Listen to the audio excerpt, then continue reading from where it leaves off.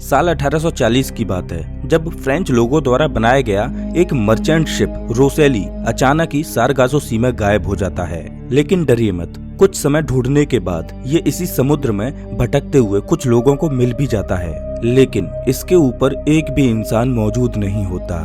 पूरा का पूरा शिप पूरी तरह से खाली होता है, लेकिन जहाज के पाल बंधे हुए थे। जहाज के सामान को एक खरोच तक भी नहीं आई थी और यहाँ तक कि जहाज पर काम करने वाले लोगों की चीजों को किसी ने भी छुआ तक नहीं था। कहीं से भी ऐसा नहीं लग रहा था कि इस जहाज पर लड़ाई हुई होगी, इसीलिए शायद यहाँ कोई नहीं है। ऐसा लग रहा था जैसे जहाज के सभी लोग एक साथ इस रहस्यमय समुद्र में गायब हो गए थे, लेकिन आज तक असली सच के बारे में कोई नहीं जान पाया। दोस्तों, आज के इस वीडियो में हम दुनिया के सबसे रहस्यमय समुद्र सारगासो के रहस्यों के बारे में जानेंगे। ये वीडियो सच में मजेदार होने वाला है, तो वीडियो को अंत तक देखते रहिए। दुनिया में बहुत तरह के समुद्र मौजूद हैं और आपने भी इनके नाम कभी न कभी जरूर सुने होंगे। जैसे कि ये मेडिटेरेनियन सी है, इसके समुद्र के पास हर वो क्वालिटी है जो आप इससे एक्सपेक्ट कर सकते हो। इसका कोस्ट लाइन करीब 45,000 किलोमीटर में फैला हुआ है। इसके अलावा दुनिया में the red sea, the black sea और द येलो सी नाम के समुद्र भी एग्जिस्ट करते हैं और इनमें से हर एक समुद्र के पास इनकी कोस्ट लाइन तो जरूर होती है। कोस्ट लाइन यानी कि समुद्र का जमीनी बॉर्डर, जिसे आप अपनी आंखों से देख सकते हो। थोड़ा साइंस पढ़ने पर आपको अंदाजा हो जाएगा कि हर एक समुद्र के पास एक कोस्ट लाइन होना एक लॉजिकल सी बात है, लेकिन सारगासो सी इसी मामले में सबसे ज्यादा अलग है, किसी भी दूसरे समुद्र से बिल्कुल अलग। सारगासो सी के पास जमीनी बॉर्डर नहीं बल्कि पानी का बॉर्डर है। जी हाँ, बिल्कुल सही सुना आपने। ये समुद्र का टुकड़ा चारों ओर से पानी से घिरा हुआ है। आप जरूर कंफ्यूज हो गए होंगे, मैं आपको बताता हूँ। अटलांटिक महासागर में स्थित ये समुद्र अपनी तेज और शक्तिशाली ओशियन करंट्स की वजह से दूसरे समुद्रों से अलग हो गया है। अलग अलग करंट्स जैसे कि the gulf stream, north Atlantic drift, canary current और द नॉर्थ इक्वेटोरियल करंट एक साथ मिलकर एक बड़े से गोलाकार करंट को जन्म देती हैं। इसे समझने के लिए पानी के अंदर उत्पन्न होने वाला एक बड़ा सा बहाव इमेजिन कीजिए। जिस तरह से भंवर का बॉर्डर पानी से बना होता है, कुछ इसी तरह सारगासो सी का भी बॉर्डर है। ये बहुत ही बड़ा भंवर सारगासो सी को समुद्र के दूसरे हिस्सों के मुकाबले बहुत ही अलग बना देता है। लेकिन केवल पानी की तेजी ही नहीं है जो सारगासो सी को इतना अलग बनाती है। इस समुद्र के अंदर फंडामेंटली भी बहुत सी गड़बड़ी हैं जो इसे दुनिया का सबसे यूनिक समुद्र बना देती हैं। यहाँ होने वाले चमत्कारों के बारे में सुनकर आप भी मान जाओगे कि ये एक बहुत ही यूनिक समुद्र है। आपको जानकर हैरानी होगी कि कोई नहीं जानता कि सारगासो सी कितना बड़ा है। इसके बॉर्डर्स ओशियन करंट्स की वजह से लगातार बदलते रहते हैं, लेकिन इसे पहचानने में आपको कोई भी परेशानी नहीं आएगी। जैसे ही आप सारगासो सी के पास पहुंच जाओगे तो आपको पानी का अलग डीप ब्लू कलर देखने को मिल जाएगा। ये कलर इतना ज्यादा ट्रांसलूसेंट है कि आप सतह से 60 मीटर अंदर तक देख सकते हो। अब इसकी गहराई में तो बहुत से राज है ही, लेकिन इसकी सतह पर भी एक अजीब सी चीज है जो यहाँ लगातार तैरती रहती है। इस चीज का नाम है सारगासम सीवीड। इस सीवीड ने एक्सप्लोरर से लेकर वैज्ञानिकों तक हर किसी को अचंभे में डाल दिया है।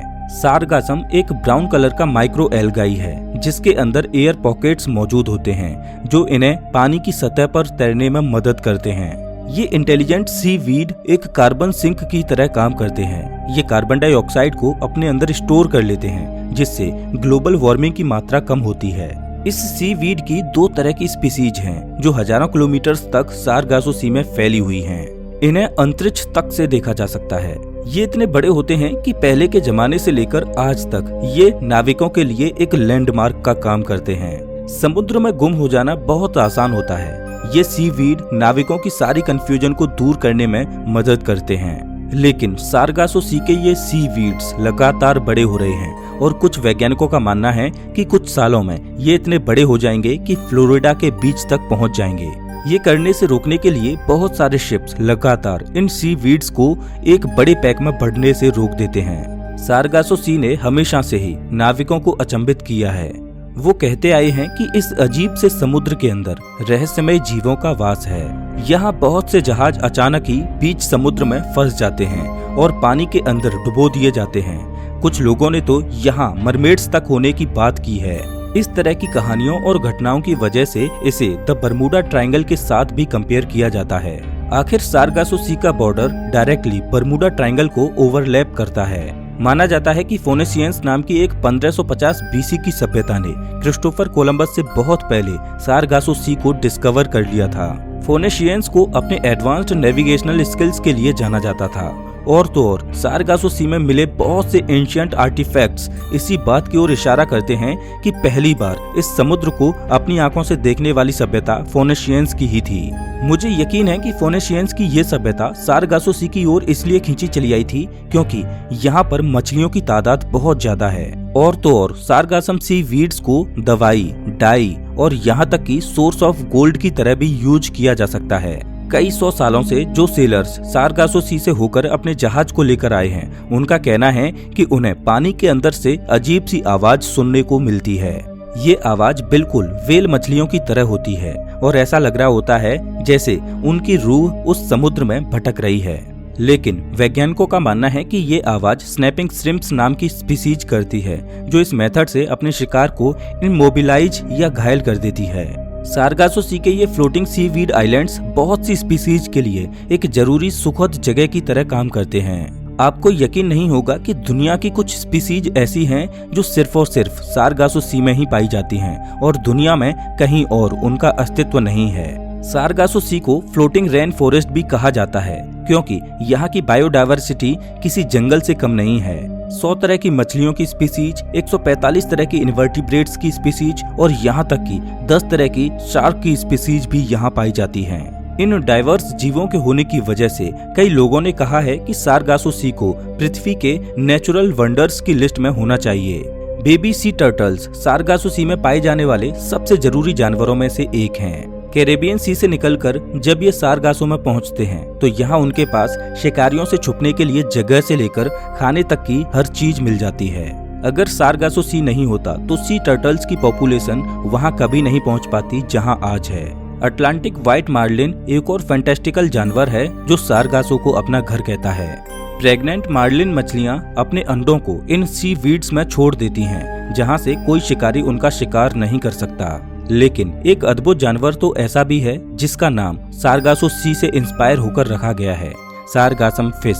इसकी बॉडी वीड जैसी चीजों से बनी होती है, जिसकी मदद से ये अपने शरीर को पूरी तरह से सारगासम वीड के अंदर छुपा सकती है।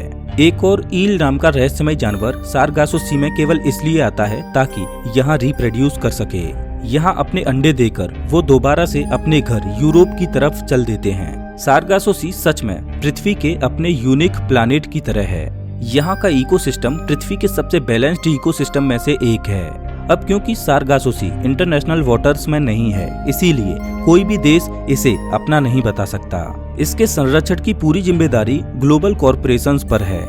साल 2014 में एक डिक्लेरेशन साइन किया गया था जिसमें बहुत से देशों ने साथ मिलकर ये वादा किया कि वो यहाँ के इकोसिस्टम को बचाने में हर सफल प्रयास करेंगे। सारगासो सी ह्यूमैनिटी के लिए एक बहुत ही जरूरी चीज है, लेकिन इसे खतरा भी सबसे ज्यादा ह्यूमैनिटी से ही है। आपने the great Pacific garbage patch के बारे में तो सुना ही होगा।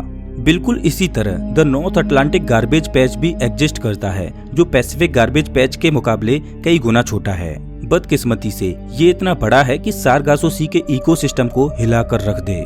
प्लास्टिक पैकेजिंग का ये बड़ा सा भंवर सारगासो सी से जाकर मिल चुका है। इसने अपने आप को सारगासम सी वीड्स के साथ अटैच कर लिया है, जिसके बिना जीवों का जिंदा रहना नामुमकिन है।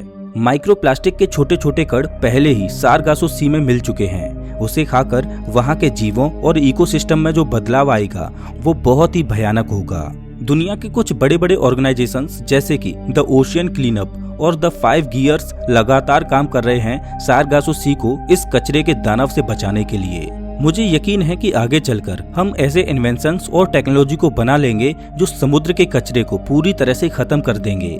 बाकी अगर आपको जानना है कि 4.5 अरब साल पहले हमारी पृथ्वी कैसी दिखती थी तो इस राइट वाली वीडियो को जरूर देखें। अगर आपको ये वीडियो अच्छा लगा हो तो इसे लाइक करें और ऐसे ही वीडियोज के लिए चैनल को सब्सक्राइब करें, साथ ही बेल आइकन दबाएं।